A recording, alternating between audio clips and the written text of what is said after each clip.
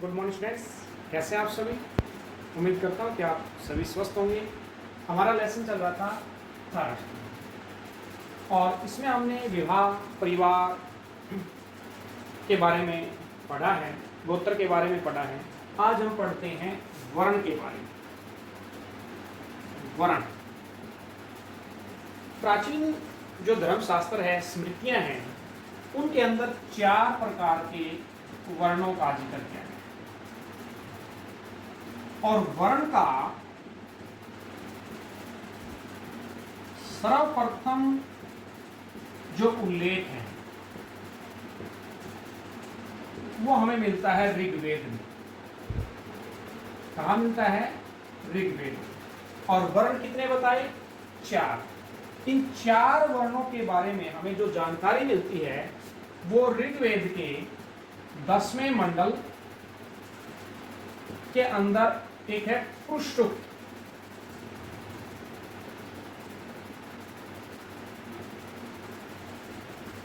ऋग्वेद के 10वें मंडल के पुरुष सूक्त में एक वर्णन आता है और उस वर्णन में क्या कहा गया है कि आदि पुरुष यानी ब्रह्मा, या हम कहें कि जो इस सृष्टि का निर्माता है वो आदि पुरुष से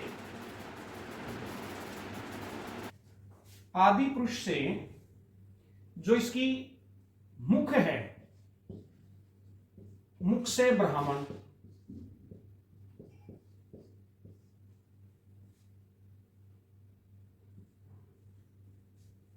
और वो बाजू या हम कहें कि हाथ से अक्षत्रिय, और आपके यह जंघाएं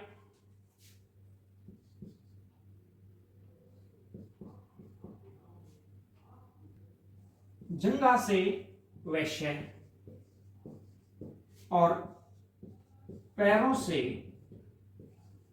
शूद्र, ये वर्णन दिया गया। अर्थात इसमें क्या किया गया है कि आदि पुरुष के मुख से ब्राह्मण की, उसकी भुजाओं या बाजुओं से अक्षत्रिय की, जंघाओं से वैश्य की और पैरों से शूद्र की उत्पत्ति हुई है। तो यहां जो छोटा प्रश्न बनता है ये बनता है, पहली बात तो कि वर्ण कितने हैं? 4। कौन कौन से हैं? ब्राह्मण, अक्षत्रिय, वैश्य और शूद्र। फिर आ जाता है कि वर्णों की जो उत्पत्ति है उसका उल्लेख कहां दिया गया है? ऋग्वेद के 10वें मंडल के पुरुष सूक्त में। फिर पूछा जाता है कि 4 वर्णों की उत्पत्ति कहां से हुई? आदि पुरुष से। अब हम बात करते हैं इनके कार्यों की। इन जो 4 हैं उनके क्या क्या कार्य थे? सबसे पहले क्या है? ब्राह्मण। ब्राह्मण का मुख से। अब आपको ज्ञान देने का काम मैं किससे कर रहा हूं? मुख से, वाणी से। तो ब्राह्मण का जो कार्य था वो था वेदों का अध्ययन करना, अध्यापन करना, यानी जो हमारे 4 वेद हैं। वेद कितने हैं? 4। ऋग्वेद, यजुर्वेद, अथर्ववेद और गांधार सामवेद। ये 4 वेद है। ऋग्वेद, यजुर्वेद, अथर्ववेद और सामवेद। इन चारों वेदों का अध्ययन और अध्यापन करने का कार्य किसका था? ब्राह्मणों का। फिर यज्ञ करना, दान देना व लेना, ये सारे के सारे किसके कार्य थे? ब्राह्मण के। उसके बाद दूसरा कौन है? क्षत्रिय। आप अपनी रक्षा कैसे करते हो? जैसे आपने कई बार देखा होगा, कोई भी आदमी आपकी तरफ यूं करता है तो आप सीधा आपके हाथ आते हैं। इसका मतलब आपकी रक्षा का कार्य कौन कर रहा है? हाथ। और हमने बताया था कि भुजाओं से किसकी उत्पत्ति हुई है? अक्षत्रिय की। तो अक्षत्रिय का कार्य क्या था? राज्य की रक्षा करना। सबसे महत्वपूर्ण कार्य था अक्षत्रिय का, अपने राज्य की रक्षा करना। तीसरे नंबर पर कौन है? वैश्य। अब इसका कार्य क्या? आप देखो, जब हम चल रहे हैं तो चलने का काम कहां से हो रहा है? यहां से। यदि यहां की हमारी हड्डी टूट जाए तो हम चल नहीं सकते, यानी जंघाओं का काम है एक स्थान से दूसरे स्थान तक पहुंचाने का। तो वैश्य का काम क्या था? यही व्यापारी वर्ग एक किस्म से,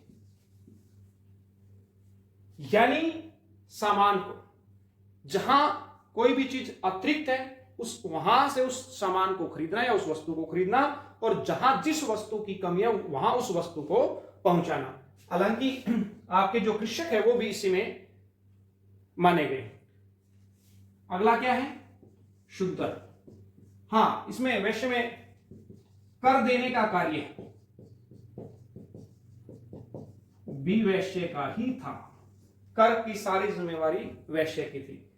ब्राह्मण कोई कर नहीं देता था, अक्षत्रिय कोई कर नहीं देता था, बल्कि अक्षत्रिय तो कर, यानी राजा जो होता था वो अक्षत्रिय होता था, वो कर वसूल करता था। किससे करता था?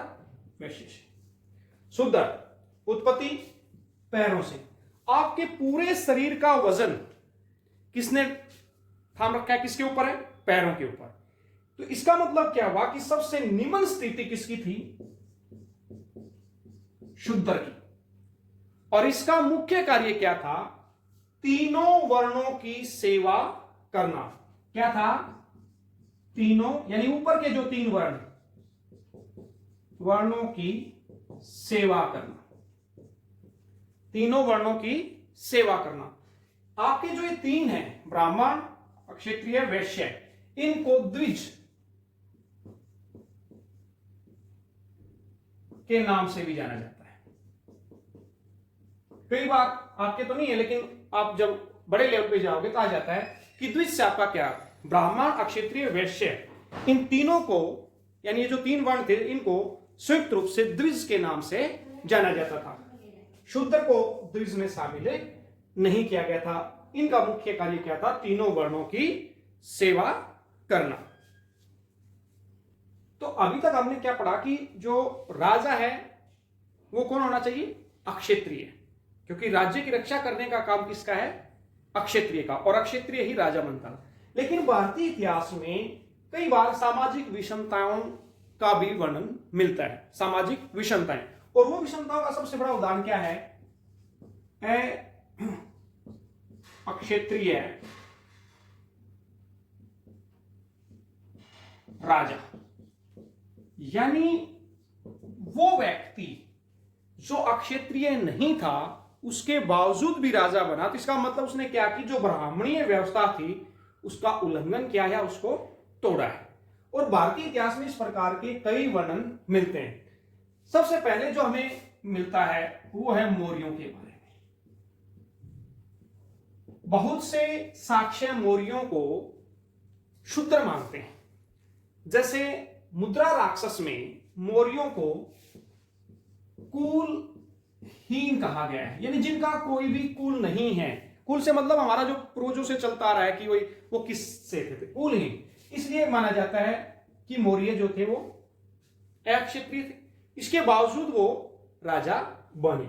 इसी प्रकार का उदाहरण हमें मिलता है सातवाहन वंश का। सातवाहन वंश के राजा अपने आप को ब्राह्मण कहते हैं और गर्व के साथ कहते हैं कि हम ब्राह्मण हैं, जबकि ब्राह्मणों का कार्य क्या बताया था वहां पर कि इनका मुख्य कार्य है अध्ययन अध्यापन करना, यज्ञ इत्यादि करना, दान दक्षिणा लेना वे देना, जबकि ये राजा बने हुए थे। यानी ये सामाजिक विषमता का उदाहरण है और अक्षत्रिय राजा का भी उदाहरण है। इसी प्रकार आपकी जो विदेशी जातियां थी, चाहे वो शक थे, चाहे वो कुषाण थे, ये सारे के सारे अक्षत्रिय राजा थे। इनका अक्षत्रिय से कोई भी नाता नहीं था। कुषाणों को तो चीन की यूसी जाति यानी सबसे निम्न जाति में से रखा गया, जो कि गुमक्कड़ और खानाबदोश जाति थी, और उन्होंने आके भारत में शासन किया। तो इसका मतलब ये अक्षत्रिय नहीं थे और ये एक सामाजिक विषमता का उदाहरण है। ओके बेटा, आज के लिए इतना ही काफी। 2 टॉपिक हमारे हो चुके हैं। वर्ण क्या है, वर्णों की उत्पत्ति, उनके कार्य, और अक्षत्रिय राजा यानी सामाजिक विषमताएं। तो उम्मीद करता हूं कि आपको समझ में आएगा। और आपसे एक निवेदन भी है कि आप लेसन फास्ट को अच्छी तरह से तैयार कर ले। हम सोमवार को टेस्ट लेंगे, ठीक है? आपको टाइम बता दिया जाएगा। हम आपके व्हाट्सएप ग्रुप में एक पेपर छोड़ देंगे, केवल ऑब्जेक्टिव टाइप क्वेश्चंस, और उस आधार पे आपका मूल्यांकन किया जाएगा। Thank you, have a nice day.